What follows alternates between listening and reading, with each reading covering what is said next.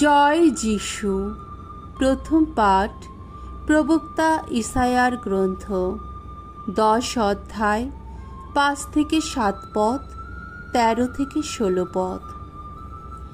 আশিরিয়াকে দিয়ে যদিও ঈশ্বর ইসরায়েলকে শাস্তি দিয়েছেন, তবুও সেই আশিরিয়া দম্ভ দেখিয়ে বেড়াচ্ছে বলে তারও শাস্তি হবে। ভগবান এই কথা বলছেন, হায় রে আশিরিয়া, আমার ক্রোধের বেদ, হায় রে, তার হাতে ওই যে লগর, সে তো আমারই রৌদ্র রোষ। ওই আশিরিয়াকে আমি এখন পাঠাচ্ছি একটা অধর্মী জাতির বিরুদ্ধে। তাকে এখন যেতে বলছি সেই দেশেরই মানুষের বিরুদ্ধে, আমার আক্রোশের পাত্র যারা।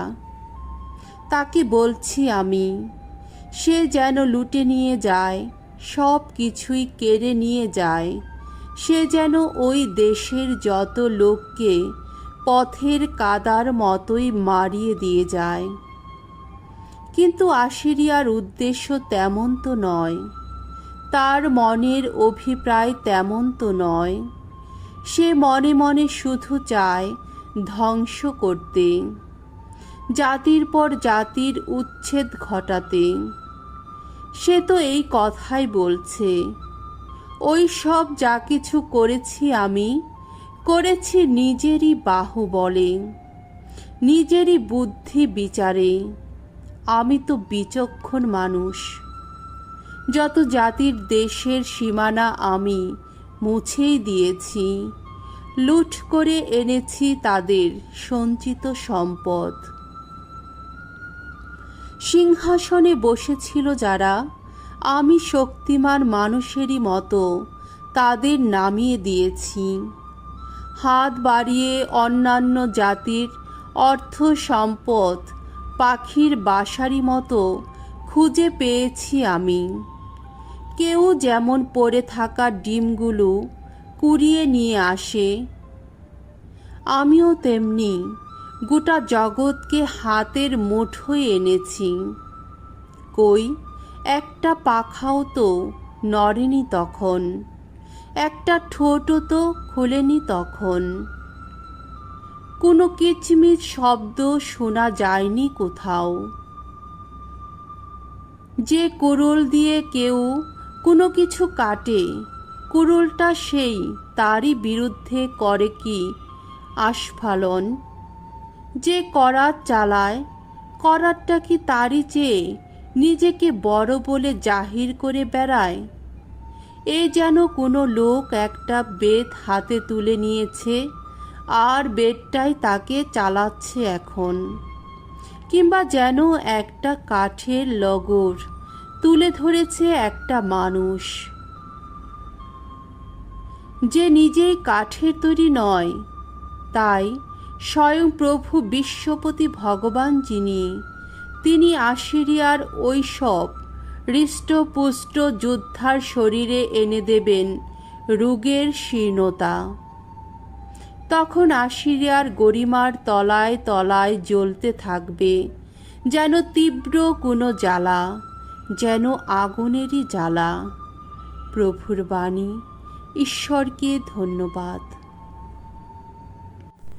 শাম সঙ্গীত 94 অধ্যায় 5 থেকে 10 পদ, 14 থেকে 15 পদ। ধো, প্রভু তার আপন জাতির মানুষকে ছেড়ে যাবেন না কোনো দিন।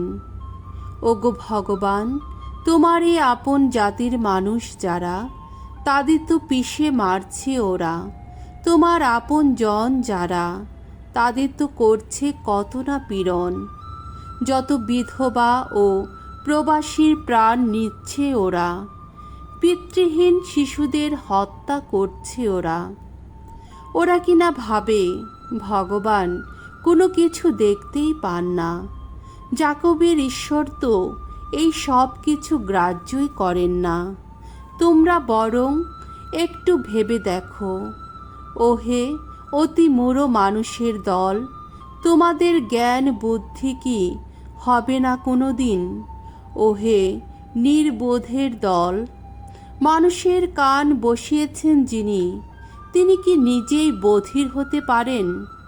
চোখ করে তুলেছেন যিনি, তিনি কি নিজেই অন্ধ হতে পারেন? যত বিজাতিকে শাসনে আনেন যিনি, শাস্তি দেওয়ার ক্ষমতা তার নেই, এ কখনো হতে পারে কি? আপন জাতির মানুষ যারা, ভগবান তাদের তো পরিত্যাগ করবেন না কখনো। তার আপনজন যারা, কখনো তাদের ছেড়ে যাবেন না তিনি। মানুষের বিচার আবার হবে ন্যায় ধর্ম নীতিতে। সত্য প্রাণ সকলেই সে বিচার সমর্থন করবে তখন। বাণী বন্দনা। জয় জয় প্রভুর জয়। হে পিতা, তোমায় বন্দনা করি আমি। ঐশ্বরাজ্যের মর্মবাণী প্রকাশ করেছ তুমি, শিশুর মতো সরল হৃদয় যার, সেই মানুষেরই কাছে। জয় জয় প্রভুর জয়। মঙ্গল সমাচার।